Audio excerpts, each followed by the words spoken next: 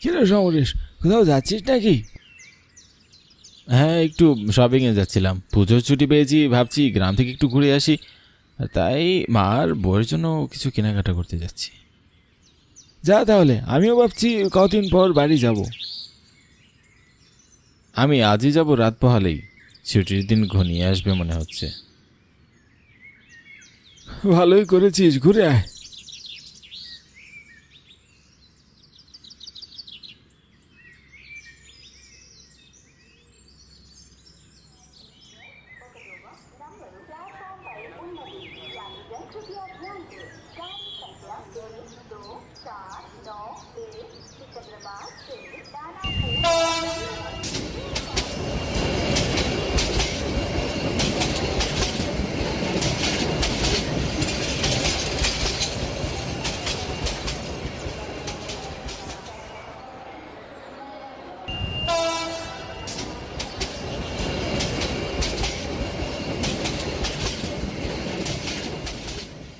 Train থেকে নামতে নামতে আনুমানিক 11:30 বেজে গেল।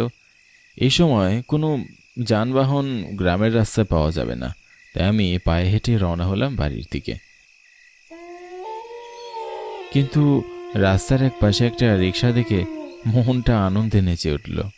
যাই হোক, এত রাতে আর হেঁটে যেতে হবে না তো। আমার নাম সমরেশ ঘোষ।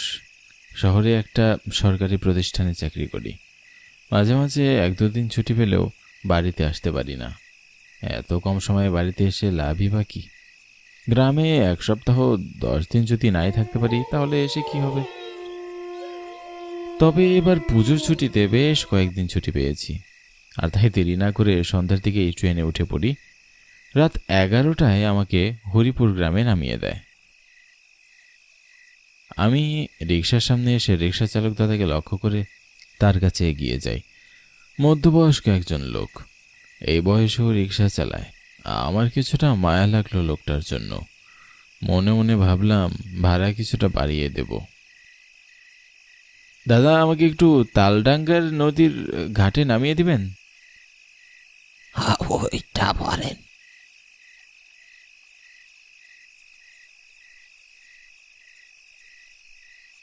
আমি রিক্সায় চড়ে বসি। রিক্সা চালক দাদা নিঃশব্দে রিক্সা চালাচ্ছে। নিস্তব্ধ পরিবেশ। রাস্তার দুপাশে চোখ বুলিয়ে যাচ্ছি। কত স্মৃতি এই হরিপুর গ্রামে। চাকরির কারণে শহরে গিয়ে থাকতে হয়, না হয় গ্রাম ছাড়ার বিন্দু মাত্র ইচ্ছা ছিল না আমার। আমি বড় ছেলে, আমার কাছে যে পরিবারের সব দায়িত্ব, তাই ইচ্ছা না থাকা সত্ত্বেও ভিন দেশে গিয়ে থাকতে হয়। জনমানবহীন রাস্তা, আমি আর রিক্সা চালক দাদা ছাড়া এই রাস্তায় আর কেউ নেই। গ্রামের লোকজন সন্ধ্যা হওয়ার সাথে সাথে ঘুমিয়ে পড়ে। ঝিঝি পোকার ঝিঝি শব্দ দীর্ঘদিন পর শুনতে পেলাম। আমি রিক্সা চালক দাদার সাথে গল্প করার জন্য তাকে প্রশ্ন করলাম, দাদা, কোন গ্রামে থাকেন? আমি তালডাঙ্গা দিঘির ওপারে ঝুমুর পাড়ায় থাকি। রিক্সা চালক দাদা আমার প্রশ্নের কোনো উত্তর না দিয়ে আপন মনে রিক্সা চালাচ্ছে। হয়তো বেশি কথা বলে না, তাই আমি আর কোনো প্রশ্ন না করে মনের মধ্যে এটা সেটা ভাবতে লাগলাম। এবার শারদীয় উৎসবে পরিবারকে নিয়ে দূরে কোথাও ঘুরতে গেলে কেমন হয়? গ্রাম থেকে দূরে কোথাও মা তার 40 বছরেও কখনো যায়নি, আর তাই এবার মাকে দূরে কোথাও নিয়ে যাওয়ার ইচ্ছা আছে। অবশ্য অনেক রাত অব্দি বেশ কিছু নৌকা দেখা যেত। সবাই একটু বাড়তি ইনকামের জন্য নৌকা বের করত, তাই মনে কিঞ্চিত আশা নিয়ে যাচ্ছি। যদি নৌকা না পাই, তাহলে আজ রাতে ঘাটে বসেই থাকতে হবে। হঠাৎ রিক্সা চালক দাদার ডাকে আমার চিন্তার অবসান ঘটল। নাই বা বলেন, তালডাঙ্গা নদীর ঘাটে আইসা পড়ছে।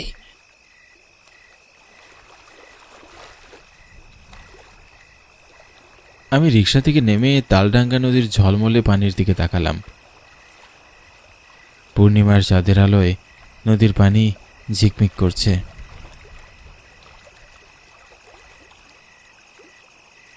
এই নদীতে কত সাঁতার কেটেছি।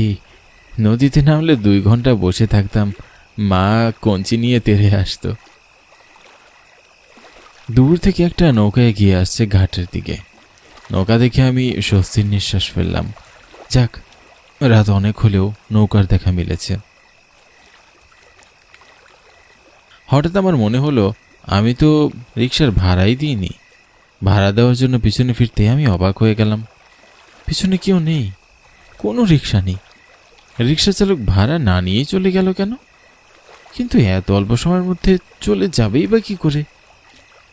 আমি বেশ চিন্তিত হয়ে পড়লাম, এখন কি করে ভাড়া দিব। আর তখনই একটা মৃদু কণ্ঠস্বর বলে উঠল, তোমার ভাড়াই যাইবেন আইন। পিছনে তাকিয়ে আমি নৌকা নিয়ে এক মাঝিকে আমার দিকে তাকিয়ে থাকতে দেখি। মাঝিটা তার সারা শরীরে চাদর জড়িয়ে আছে, তাই তার চেহারা দেখা যাচ্ছে না।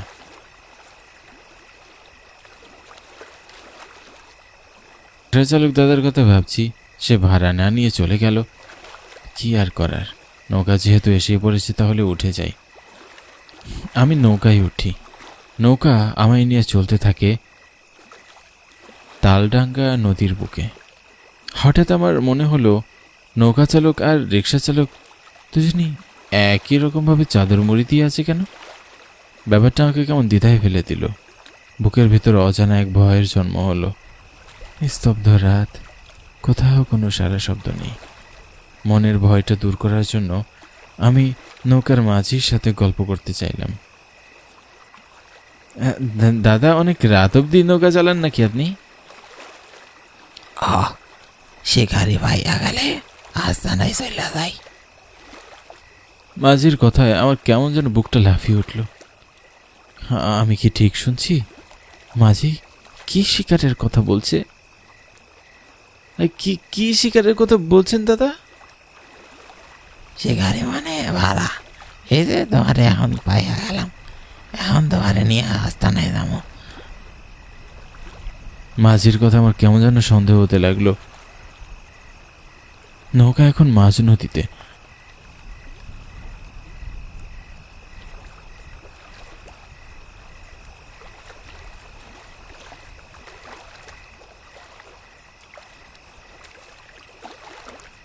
আমি মনে মনে মা দুর্গাকে ডাকতে লাগলাম।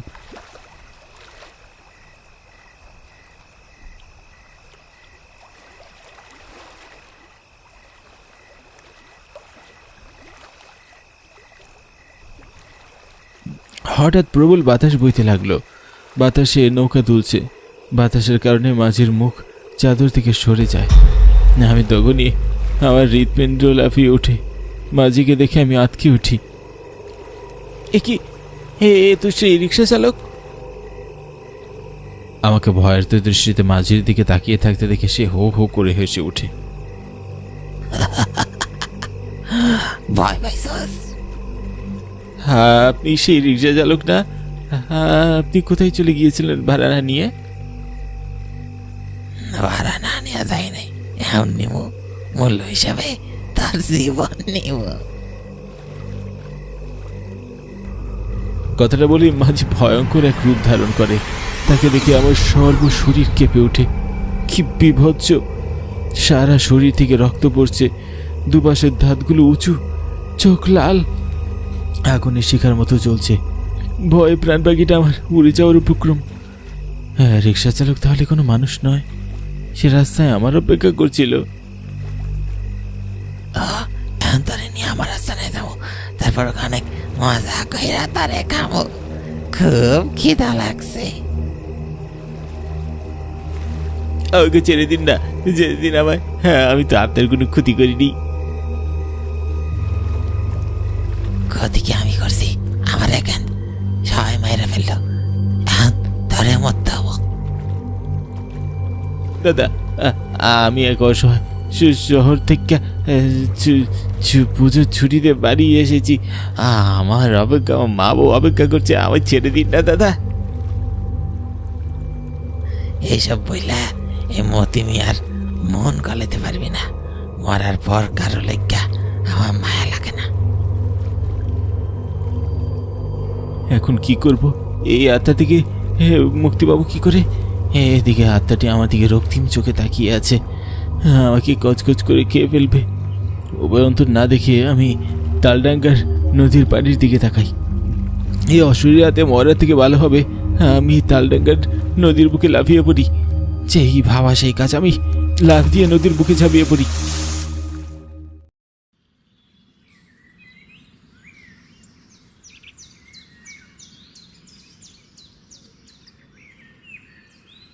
সূর্যের আলো চোখে পড়তেই আমার জ্ঞান ফিরে আসে। চোখ মেলে আমি আমার সামনে একজন পুরোহিত মশাইকে দাঁড়িয়ে থাকতে দেখে ভয়ে উঠে বসে পড়ি। ধীরে ধীরে রাতের সব ঘটনা আমার মনে পড়ে যায়। আমি কাল ভয়ঙ্কর এক অশরীরীর কবলে পড়েছিলাম, আর তার হাত থেকে বাঁচার জন্য নদীতে লাফিয়ে পড়ি। ভাগ্য ভালো ছিল, আগে থেকেই সাঁতার জানা ছিল আমার। সাধারণত পানিতে সাঁতার কেটে আমি পাড়ে আসতে পারি, কিন্তু ঠান্ডায় আমার হাত পা জমে যাচ্ছিল। জ্ঞান হারিয়ে ফেলি আমি। কে তুমি বাছা? আমি পুরোহিত মশাইকে রাতের সব ঘটনা খুলে বলি। সব শুনে সে বলে,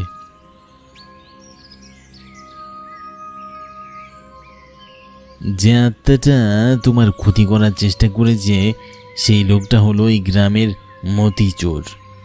মতিচোর গ্রামের টুকটাক ছোটোখাটো চুরি করত, কিন্তু একদিন গ্রামের চেয়ারম্যানের বাড়িতে বিপুল পরিমাণ স্বর্ণ অলংকার, টাকা পয়সা সব চুরি হয়। তাই প্রথম সন্দেহই মতিচোরের ওপর গিয়ে পড়ে। চেয়ারম্যানের কিছু লোকজন সেই রাত্রিরে মতিকে খুঁজে এনে খুবই মারতে শুরু করে। কয়েকজন গ্রামবাসীও এসে মতিকে গণপিটানি দেয়।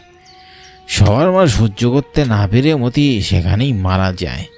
আর তারপরে গ্রামে অভিশাপ লেগে আসে। রহস্যময়ভাবে মারা যায় চেয়ারম্যান সহ সেদিন যারা মতিকে মেরেছিল তারাও। তাহলে তো মতি মিয়া তার হত্যার প্রতিশোধ নিয়েছে। তাহলে এখন কেন সে এমন করছে? মতির আত্মা এখন হিংস্র হয়ে উঠেছে। সে রাতে রাস্তায় যাকে পাচ্ছে তাকেই তার শিকার বানিয়ে নিচ্ছে। মতি মিয়ার ভয়ে গ্রামের মানুষ এখন রাতের বেলা আর বের হয় না। গ্রাম জুড়ে আতঙ্ক বিরাজ করছে। তুমি শহরে থাকো তাই হয়তো জানো না, মতি মিয়া সাঁতার জানতো না, আর তাই তুমি পানিতে ঝাঁপ দেওয়ার পরও সে আর কিছু করতে পারেনি। পুরোহিত মশাই থেকে বিদায় নিয়ে আমি আবার গ্রামের পথে হাঁটতে শুরু করলাম।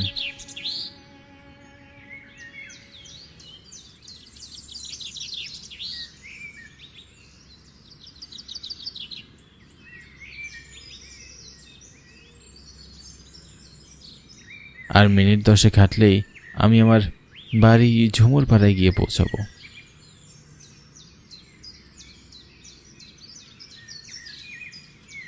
রাস্তায় তেমন মানুষজন নেই।